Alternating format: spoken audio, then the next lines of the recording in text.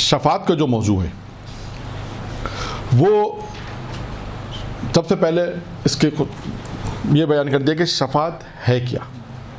आपने बहुत सुना होगा शफात सुनते हैं, पता चले ये है क्या चीज़। इसमें कि देखें, शफात शियों के अक़ीदों में से एक अक़ीदा है शफात का।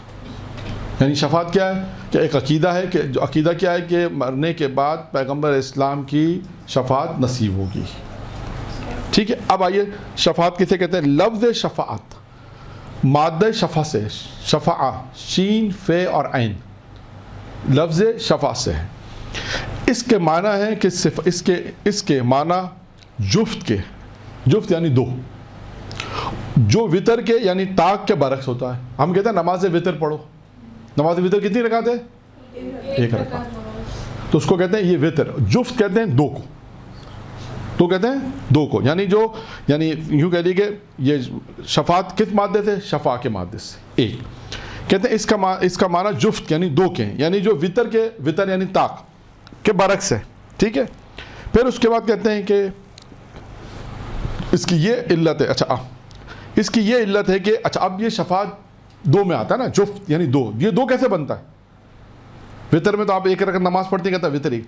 अब आपने कहा कि शफात शफा से, तो इसका मतलब आपने कहा ये जुफ्त के बाद दो, तो ये दो कैसे बनता है उसको समझा रहे हैं। ये दो कैसे बनता है इसको समझना है कि इल्लत ये कि किसी मुजरिम के लिए किसी दूसरे शख्स की तरफ से हिमायत मुजरिम की नजात के लिए शफात कहलाती है। यानी देखिए, कोई गुनाहगार है, नंबर एक कोई गुनाहगार है, ये गुनाहगार शख्स किससे शफात कर रहा है? रसूल खुदा से शफात तलब कर रहा है। तो इस पर दो आदमी हो, एक मुजरिम जो गुनाह करने वाला है और एक वो जो शफात देन, शफी जिसे कहते हैं शफात देन, क्योंकि अब इसमें ये दो हो गए, इसलिए इसको जुफ्त कहते हैं। ये अब ये वादा हो गया कि इसलिए इसको शफात कहा जाता है। शफात से है, इसलिए रिपीट कर रहा हूँ ताकि आपको ये याद हो जाए। जुफ्त यानी कोई पूछे कि शफात क्या है तो आप बताएं कि ये जुफ्त है। क्यों जुफ्त है? एक उसमें मुजरिम है जिसने गुनाह किया, एक वो जो उसको शफात देना, जिसे कहते हैं शफी यानी पैगंबर। अब पैगंबर इस्लाम अल्लाह से अगर शफात तलब कर रहे हैं इस गुनाहगार के लिए, तो ये क्या हो गया? ये जुफ्त बन जाएगा कि इसमें दो आदमी आ गए, एक वो जो गुनाह करने वाला, एक वो जो गुनाहों से शफात दिलाने वाला, शफात करने वाला, इसलिए इसको जुफ्त कहते हैं। ये हो गया मसला। ठीक है, इसकी और भी उन्होंने तशरीह की, उसको मैं छोड़ देता हूँ। ठीक है, यहाँ तक बिल्कुल, बाकी जो तशरीह उन्होंने की है वो यही है जो मैंने आपको बयान कर दी, ताकि हम दूसरे मौजू पर आ जाएं। अच्छा, अब आते हैं कि शफात किसकी होगी। यानी पैगंबर इस्लाम की रवायत बयान करने वाला है कि पैगंबर इस्लाम किन लोगों की शफात कराएंगे। ये गौर से सुनिएगा, बहुत अहम मसला अब बयान हो रहा है। यानी सवाल इसमें यह कि किन अफराद की शफात होगी। अच्छा, इस रवायत में जो चार चीज़ें हैं, चार बयान होगी। मुमकिन है कोई और भी हो, इसलिए मैं ये नहीं कह रहा कि सिर्फ ये चार चीज़ें। मुमकिन है कोई और भी इंसान का अच्छा अमल होगा, हो सकता है वो शफात का बायस बन जाए। लेकिन ये चार अमल हैं कि जो पैगंबर इस्लाम की हदीस है कि ये चार अफराद की मैं शफात कराऊंगा, चाहे उनके गुनाह ज़मीन पर रहने वाले अफराद के बराबर ही क्यों ना हो। अब इस अंदाज़ा करें कि पैगंबर इस्लाम कह रहे हैं मैं उन लोगों की शफात कराऊंगा जिन्होंने ये चार काम किए होंगे, और ये चार अफराद, चार गिरोह कह लीजिए, चार गिरोह की शफात कराऊंगा, अगरचे उनके गुनाह ज़मीन पर रहने वाले अफराद के बराबर क्यों ना हो। आइए, नंबर एक, कौन से वो शख्स है कि अच्छा, यहाँ पर एक रवायत और मैं बयान कर दूँ। चलें, इसको रोकते हुए जो मैंने एक बात कही थी वो भी इस रवायत से पहले, हाँ, यहाँ पे एक रवायत और है। ये रवायत बयान करने से पहले एक नुक्ता और बयान करता हूँ। अच्छा, अब यहाँ पर क्या हज़रत मोहम्मद मुस्तफ़ा सल्लल्लाहु अलैहि वसल्लम की रवायत है।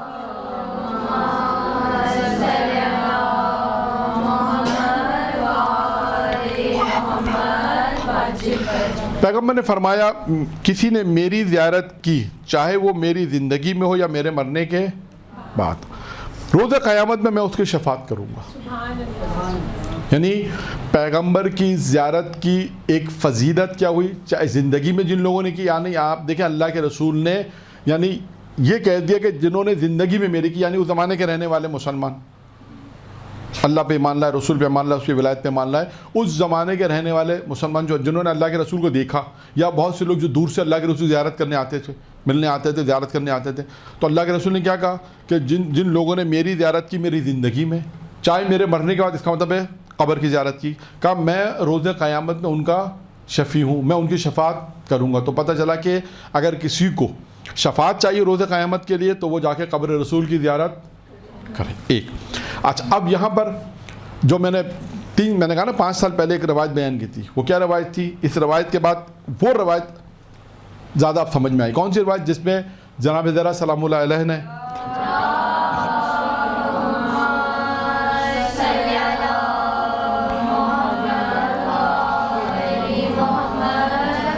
جناب زہرا نے کیا فرمایا تھا کہ 3 چیزیں جناب زہرا کو دنیا میں پسند ہیں۔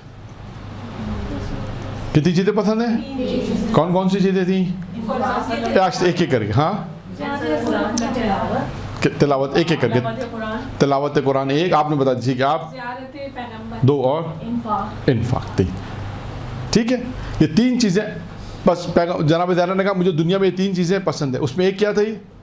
زیارت۔ اب یہ بھی حدیث پڑھی تو اب وہ سمجھ میں آتی ہے، وہ سمجھ میں آتے، اب متوجہ ہوں گے کہ جناب زہرا نے کیا کہنا چاہتی ہے اس روایت میں۔ شاید کیا یہ کہنا چاہتی ہے کہ یعنی مجھے پسند ہے کہ میں اپنے رسول خدا کی زیارت کروں، یعنی یہ کہنا چاہتی ہیں کہ جو بھی میرے بابا کی زیارت کرے گا، یعنی یہ چیز مجھے پسند ہے، یعنی جو بھی میرے بابا کی زیارت کرے گا چاہے زندگی میں چاہے مرنے کے بعد، وہ میرے بابا اس کے لیے شفیع ہیں، یعنی شفاعت کی طرف۔ یعنی انہوں نے دیکھا مجھے تو پسند ہے، یہ چیز پسند ہے میں رسول خدا کی زیارت کروں، یعنی بار بار ان کے چہرے کو دیکھنا۔ تو اب اس روایت کی فضیلت بیان کری کہ یہ یعنی دیکھنا شفاعت کا سبب بنتا ہے، ٹھیک ہے؟ آئیے وہ 4 گروہ کون سے ہیں؟ پیغمبر نے فرمایا میں ان 4 گروہوں کی شفاعت کروں گا کہ جنہوں نے وہ افراد اگرچہ ان کے گناہ روئے زمین پہ رہنے والے افراد کے برابر کی۔ نمبر 1 وہ شخص جو میری ضروریت کی مدد کرے، یعنی سادات، میری جو اولاد ہے ضروریت ہے اس کی مدد کرے۔ اب یہ مدد دیکھیں، اس میں مدد بہت مختلف جیسے آئیے، ایک مالی اعتبار سے۔ اب یہاں پر وقت نہیں ہے ورنہ میں بہت سے واقعات بھی ہیں کہ جنہوں نے سادات کی مدد کی ہے اس کا کتنا اجر و ثواب ملا ہے۔ یعنی پیغمبر اسلام یہ فرما رہے ہیں کہ اگر کوئی میری اولاد کی، میری ضروریت کی مدد کرے گا تو میں اس کی شفاعت کروں گا۔ اب یہاں پر مالی اعتبار سے بھی ہے، دیگر اعتبار۔ اب دوسرا گروہ کیا ہے؟ اگر کوئی میری ضروریت کی مدد کرے، یہاں پر آ گیا مالی اعتبار سے تنگ دستی کے وقت۔ اگر کوئی جانتا ہے کہ ہمیں علم ہے کہ اگر ہم اس کی البتہ استطاعت رکھتے ہوں ہم اس کی ہیلپ کر سکتے ہوں۔ ایک دفعہ ہے کہ ہمارے پاس بھی نہیں ہے، وہ بحث ختم ہو جائے گی۔ ایک دفعہ کہ ہمارے پاس ہے اور ہم اس کی مدد کر سکتے ہیں، تو اگر ہمارے نزدیک وہ تمام چیزیں شرائط بھی ہیں تو ہم اس کی مدد کریں۔ تو اب کیا ہے کہ مالی اعتبار سے پہلے میں مطلق تھا کو میری اولاد کی مدد کرے، مالی اعتبار سے کرے، اس کو جاب دلا دے۔ جاب دلانے میں کوئی مالی اعتبار نہیں ہے، اس کے تعلقات تھے، اس نے کہا آپ انشاءاللہ میرٹ پر ہیں جو بھی ہے، اس نے کہا بھائی ٹھیک ہے میں آپ کا کہیں جاب دلا دیتا ہوں، یہ بھی سادات کی مدد ہے۔ کہیں اس کو ڈرائیور کی جاب دلا دی، یہ بھی ایک مدد ہے۔ کوئی بھی کام، کسی سیدانی کی مدد کر دیں کسی بھی طرح سے، یعنی مدد مطلقہ ہے، مال کے اعتبار سے، جاب کے اعتبار سے، پوسٹ کے اعتبار سے، کہیں نوکری دلانے کے مختلف جیسے کسی بھی مدد کرنے کے اعتبار سے۔ دوسری دفعہ میں خاص مدد جب وہ تنگ دست ہے، اس کے ہاتھ خالی ہے، پریشان ہے، مشکلات میں، ہم اس کی مدد کر سکتے ہیں، اس کی مالی مدد کر سکتے ہیں، اس کو کوئی روزگار دلا سکتے ہیں، کوئی ایسا کام اس کے لیے کر سکتے ہیں کہ جو اس کے لیے زندگی کو بہتر بنانے کا سبب بن جائے، تو ہم وہ پیغمبر فرماتے ہیں کہ اگر کوئی یہ کام کرے گا تو روز قیامت میں اس کی شفاعت کروں گا۔ نمبر 3 کیا ہے؟ کوئی میری اولاد یعنی میری ضروریت سے محبت کرے زبان سے اور دل سے۔ صرف سادات کا احترام، یہ ہے سادات کا احترام میں، سادات کے بڑا احترام ہے، دل سے اور زبان سے محبت کرے، دل سے اور زبان سے محبت کرے۔ نمبر 4 کیا ہے؟ کوئی میری ضروریات یعنی میری اولاد یعنی سادات میں سے کسی کی حاجت کو پوری کرنے کی کوشش کرے، اور وہ کوشش کیا ہو؟ اب اس کی مثال دی۔ کوشش یہ ہے کہ وہ افراد جو، اس کا میں مفہومی ترجمہ آپ کے سامنے پیش کرتا ہوں، یعنی وہ افراد جو ظالم کی وجہ سے ان کی زندگی خراب ہو گئی، ظلم کی وجہ سے، یا وہ لوگ بکھر گئے، ان لوگوں کی کوشش کرے کہ ان کو زندگی کے وہ امکانات فراہم کر دے۔ بہت سے ایسے سادات ہیں، مثال کے طور پہ کسی جنگ کی وجہ سے کسی پریشان اپنا ملک چھوڑنا پڑا، اب وہ ایسے ملک میں آگے یا ان کے پاس کوئی جاننے والا نہیں، کوئی ان کی مدد کرنے والا نہیں، اس طرح ان کی مدد آپ نے کر دی. یعنی ظلم سے اگر کسی طرح بھی ان کی مدد ممکن ہے، آپ ظالم سے اگر جان چھڑا سکتے ہیں، یہ بھی ایک مدد ہے، یہ بھی مدد ہے. یا وہ افراد جن پہ ظلم کیا گیا، انہوں نے اپنا وطن چھوڑا، پریشان ہوئے، کسی طرح بھی کہیں پر بھی آپ ان کی مدد کر سکتی ہیں، اگر کوشش کر سکتی ہیں. تو پیغمبر فرماتے ہیں یہ کوشش کرنا ان کاموں کے، یعنی وہ سادات جو پریشان حال ہیں، یعنی اس کا خلاصہ یہ بیان کریں کہ وہ سادات جو پریشان حال ہیں، ہم ان کی مدد اگر کریں تو پیغمبر اسلام کہتے ہیں میں ان افراد ہیں جن کی میں شفاعت کروں گا. یعنی آپ دیکھیں اس میں بہت اہم چیزیں، یعنی کوئی بھی کسی بھی سادات، چاہے وہ سیدانی عورت ہو یا مرد سید، جیسے کسی کی بھی کسی طرح مدد کرے، کسی بھی، میں نے مثالیں دے دیں آپ کو، آپ کسی کا کاروبار کروا سکتی ہیں، کسی کی نوکری کروا سکتی ہیں. خواتین کے اندر بہت سارے کام ہیں، ان کے لیے ہیلپ کر سکتی ہیں، بہت سے کام ان کو سکھا سکتی ہیں. دیکھیں ایک مثال کے طور پہ آپ کو آتا ہے درس دینا آتا ہے، آپ کو مجلس پڑھنا آتی ہے، آپ نے کہا ایک سیدانی ہے، اچھا مجلس پڑھے گی، ٹھیک ہے پیسے نہیں کمائے گی، لیکن یہ فن وہ چاہتی میں مجلس پڑھوں، اور ممکن ہے شاید اس کی مدد بھی ہو جائے، شاید ہو سکتا ہے وہ ایسے علاقے میں پڑھے جہاں ان کو ممکن ہے، شاید اب یہ میں اس بحث میں نہیں جا رہا، لیکن ایک بہت سے ایسے کام فن، آپ مجلس پڑھنے کا فن چھوڑ دیں، سلائی کا کام ہے، کڑھائی کا کام ہے، وہ سکھا دیں. آپ نے کہا میں تمہیں وہ کام سکھا دیتی ہوں کہ جس سے تم اپنا روزگار اچھا کر سکتی ہو، سلائی کا کام ہے. اور بھی بہت سے ایسے خواتین کی جو ان کے کام ہے، آپ ان سے کہیں کہ ہم تمہیں سکھا دیں، آپ اس سے اجرت نہ لیں، آپ کا میں صرف اس عنوان سے کہ میں تمہیں سکھا رہی ہوں کہ تم سیدانی ہو اور اپنی زندگی اچھے بسر کرو. آپ کے پاس وہ آئی، آپ اس کے پاس گئے، آپ نے اس کو سکھا دی، یہ بھی آپ کو بہت بڑا اجر و ثواب ہے. خواتین کی جتنی اور بھی کام آپ سوچ سکتی ہیں کہ ہم اس کو سکھا دیں، ہم اس کو بتا دیں، یہ اس سے اگر ذریعہ معاش اگر بہتر کر سکتی ہے تو ذریعہ معاش بہتر کرے، اس کی زندگی بن جائے گی. اسی طرح جینٹس میں آ جائیں، اگر سعادات ہے، کسی نوکری لگا سکتے ہیں، کسی کی جاب لگا سکتے ہیں، کسی کی مالی مدد کر سکتے ہیں، جو بھی کام کر سکتے ہیں. یعنی مطلقہ اس میں کہ 4 چیزیں پیغمبر اسلام نے 4 گروہ کا ذکر کیا ہے کہ 4 یہ گروہ اگر میری ذریت اور سعادات کی مدد کریں گے تو ان 4 افراد کا میں شفاعت میں کراؤں گا. اب جلدی میں بیان کرتا ہوں، 1-2 موضوع رہ گئے میرے پاس. ایک موضوع اس میں یہ ہے کہ وہ کون سے افراد ہیں جو شفاعت سے محروم رہیں گے. ٹھیک ہے، پہلے میں یہ بیان کر دیتا ہوں وہ کون سے افراد ہیں جو شفاعت سے محروم رہیں گے، یعنی ان کی شفاعت نہیں ہوگی.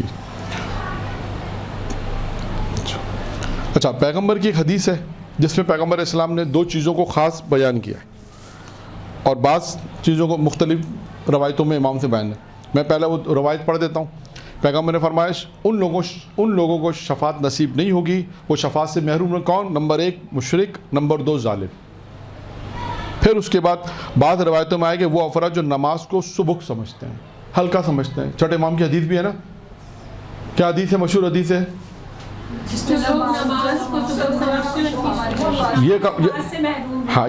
یہ کب کہی ہے چھٹے امام نے، جانتے ہیں؟ یعنی سوچیں آخری وصیت جو ہے، وصیتوں میں سے ایک وصیت تھی کہ ہماری شفاعت اس کو نہیں ہوگی جو نماز کو سبک سمجھتے ہیں، جو ہلکا سمجھتے ہیں، یہ ہے. اچھا، اس کے بعد پیغمبر نے فرمایا، یعنی اب معصوم فرماتے ہیں، یہ بھی امام کی روایت ہے کہ پیغمبر نے فرمایا وقت وفات ہم میں سے نہیں ہے کہ جس نے نماز کو سبک حساب کیا، ہم میں سے نہیں ہے جس نے مسکر یعنی شراب پی، اور وہ حوض کوثر پہ وارد نہیں ہوگا. اچھا، اب آپ کے سامنے میں ایک فہرست بیان کر رہا ہوں. یہ تو 2-4 چیزیں تھیں. اب ایک فہرست جو بعض لوگوں نے بیان کی ہے کہ آیت قرآنی سے اور روایت کا مجموعہ، کہ وہ افراد کی جو شفاعت سے محروم رہیں گے، ان کی ایک فہرست بیان کی گئی ہے. تقریباً وہ ہیں 10 افراد، جن میں جو میں نے بیان کر دی ان میں وہ بھی ہیں. اب میں دوبارہ سے وہ صرف فہرست پڑھ دیتا ہوں تاکہ آپ کے ایک فہرست آ جائے گی کہ یہ وہ افراد ہیں جو شفاعت سے محروم ہیں. نمبر 1 اس میں وہی ہے کفار اور مشرکین، نمبر 1. نمبر 2 ظالمین. نمبر 3 ہے خاندان رسالت کے دشمن، نواسب یعنی بغض اہل بیت رکھنے والے، جو اہل بیت سے بغض رکھتے ہیں. رسول خدا کی اولاد و ذریت کو آزاد اذیت پہنچانے والے، آزاد اور اذیت پہنچانے والے. شفاعت کے جھٹلانے والے، جو یہ کہتے ہیں شفاعت کیا چیز ہے، خود شفاعت کو جھٹلاتے ہیں کہ شفاعت کوئی ایسی چیز نہیں ہے جو ہم کو شفاعت کرائے گی. یہ سب مثال کے طور پہ خدا نہ خواستہ یہ سب ایسے ہی ہے، نہیں، جو شفاعت کو جھٹلانے والے ان کی بھی شفاعت نہیں ہوگی۔ پھر اس کے بعد خیانت پیشہ افراد، جو غدار جسے ہم کہتے ہیں، غدار۔ پھر اس کے بعد ساتویں وہ افراد نماز سے بے اتنائی کرنے والے، وہ افراد جو نماز سے بے اتنائی کرتے ہیں، نماز کی بے اتنائی کرنا، پرواہ نہ کرنا، سبوک سمجھنا، ہلکا سمجھنا، ساری چیزیں اس میں آ جائیں گی۔ علی علیہ السلام اور ائمہ علیہ السلام، ائمہ علیہ السلام کی ولایت کے منکر، یہ بھی ہو گیا۔ پھر 9 منافقین، اور 10 ہیں تارکین نماز۔ یہ 10 افراد وہ ہیں کہ جن کے لیے کہا گیا ہے کہ یہ ان کی شفاعت سے یہ محروم رہیں گے۔ یہ 10 افراد میں نے آپ کے سامنے جلدی بیان کیے، اور ایک روایت اور بیان کر دیتا ہوں بس آخری، کہ وہ کون سے لوگ ہیں جو شفاعت کرائیں گے، یعنی آپ کی شفاعت کون سی چیزیں، جو کون سی افراد جن کو یہ حق حاصل ہوگا۔ البتہ ممکن ہے زیادہ ہو، ایک روایت جو میں بیان کر رہا ہوں اس میں 3 چیزیں بیان کی گئی ہیں، کہ وہ 3 دستے اور 3 گروہ ہیں کہ جو شفاعت کرائیں گے۔ نمبر 1 ہے انبیاء علیہ السلام، نمبر 2 ہے علماء کرام،